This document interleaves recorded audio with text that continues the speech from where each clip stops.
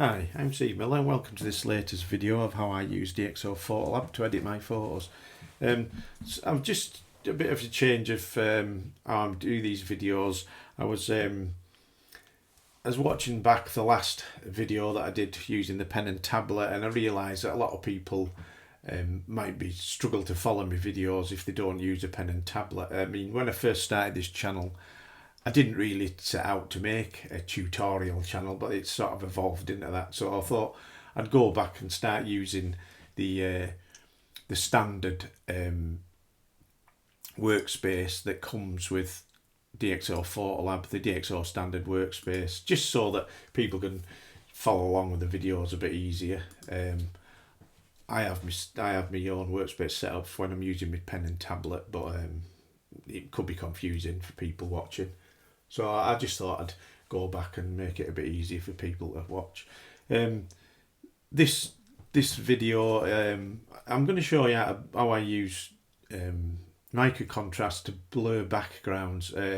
Why I thought I'd do this, I do watch videos, YouTube videos myself, still try to learn about DxO. I've been using it a couple of years now, but you know, all this learning, so I do watch videos. But I noticed I was watching one and someone had saying about in a wildlife shot, and they blurred the background using local adjustment masks, and they'd use the blur tool, but I wouldn't advise you to use the blur tool, and I'll show you why.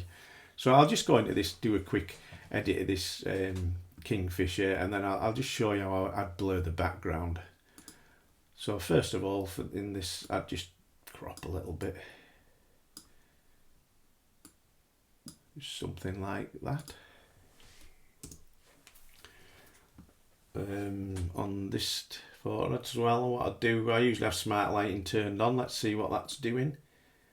Not doing a lot for us. So what I'll do, I'll maybe look at trying the spot weighted smart lighting, and it does look for a face, a human face, but if there isn't a face, it'll come up with this warning. But you can actually drag a box. If you click over here, you can drag a box over where you want the smart lighting to sort of focus on, and see what happens when I see that is having an effect now on the smart lighting, which it's done a quite good job actually there. If I just turn that on and off, it has just brightened it, lift the shadows a bit in there. It's just a start point really, that. So that's about all that needs doing really with that.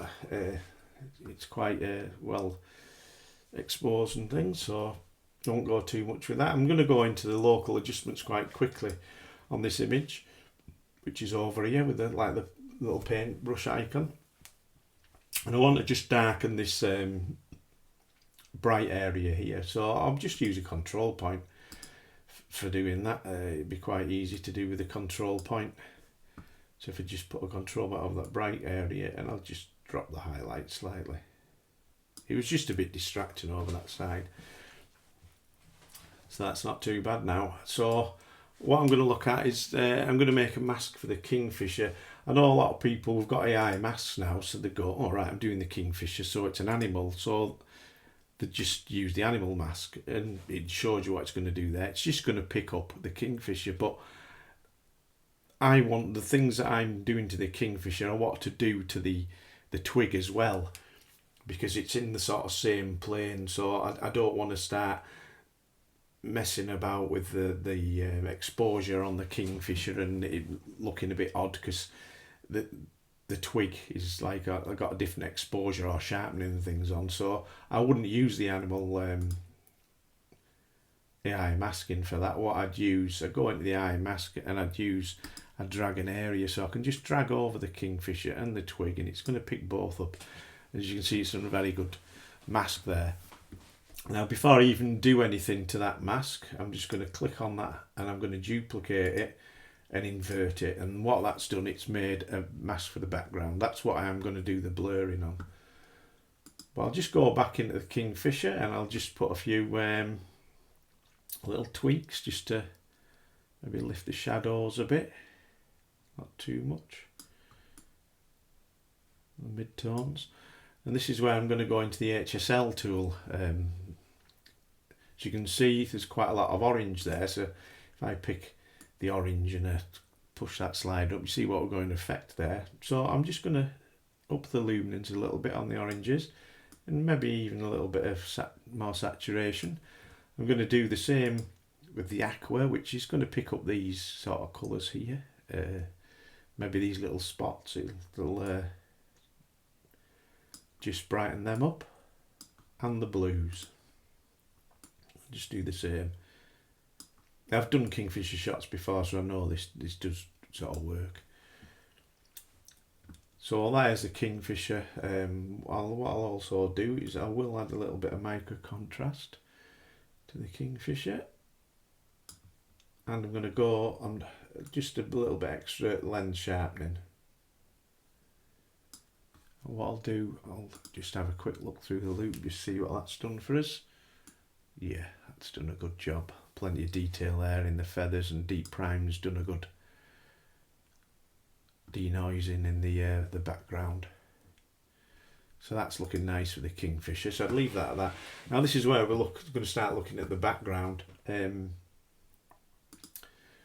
So what I'd do, I'd just maybe do some little tweaks on the exposure and things. For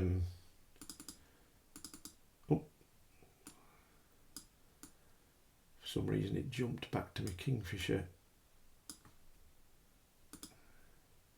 Then that's the background I want to do. Just going to drop the highlights a little bit, and maybe even the exposure a little bit. And this is where I'm going to go, and I'm going to knock a little bit of the sharpening down in the background. I don't need it. There's nothing that needs to be sharpened in the background really. But I might up the denoising. Now this is where how I do the blur. What I'll do, I'll just put the micro contrast. I can knock that right down to 100, and you see what a nice blur that's done in that background. What I could do as well, if I wanted to blur it even more, I can duplicate, because I've maxed that out at -100, the micro contrast. If I just duplicate that mask, it's going to add more blur because I've got like 2 -100s on there. I'll just have to knock the exposure. I didn't want to put any more exposure or anything on there. So there is a nice blurred background. As you can see, it's done quite a good job there. Now, why wouldn't you use the blur tool? Well, I'll show you why. If I just duplicate that image, or create a virtual copy. So I'm going to work on the virtual copy. And what I'm going to do, I'm going to delete one of the blur masks, the background mask, and the other background mask. I am going to reset the micro contrast, and then I'm going to try and use the blur tool to try and sort of get the similar effect that I had before. So that's quite a nice blurred background, probably similar to what I had. But I don't know if anyone's noticed, but I'll just show you why I don't do it that way. If I use that as a reference image, so using micro contrast is going to be on the left, and using the blur tool is going to be on the right. If I just put them side by side, I'll just get rid of the histogram and things. Hopefully you can see that straight away. So what I've done, this is the side with the micro contrast on. And as you can see, it hasn't affected the end of the beak. If you look at the end of the beak there, compared to that. And there is a little bit of a halo off the edge of the kingfisher's beak. And if you look at the details at the back of the head, the blur tool has actually blurred into the feathers, so it's made a nicer job on the left hand side. I'd say you can see especially where there is like detail left in the feathers here and on the end of the tail, and there it's been sort of rounded off, it's been blurred a little bit, and there's definitely been blurred, and even round on the twig and So that is why I wouldn't advise to use the blur tool really. If I just use the, I'll go into them both and just show you that it does blur it still. What you have to think is it's not showing that. What I'll do, I'll turn the deep prime on.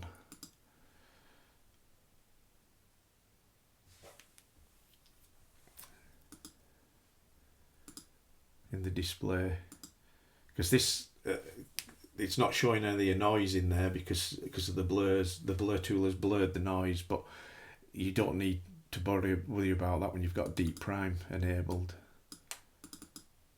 So as you can see, it's done as good a job at blurring, but we haven't got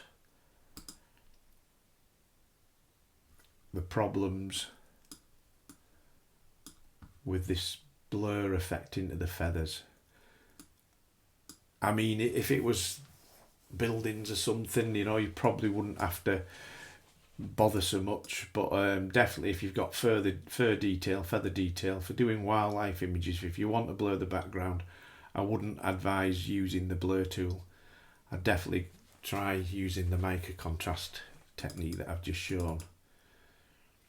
So just a little tip really, and going forward I will try and use the standard tools just to make it easy for you to follow along. When I do edit my own photos, I use a pen and tablet. It's a lot quicker and it's more comfortable for me to use a pen and tablet, but just thought it'd make it easy for you to follow along if I do actually use the standard workspace that comes with DxO. Right, don't forget the Black Friday sale is still on till December the 2nd, and you can get extra discount using my discount code SteveMiller15. Right, thanks for watching. Bye.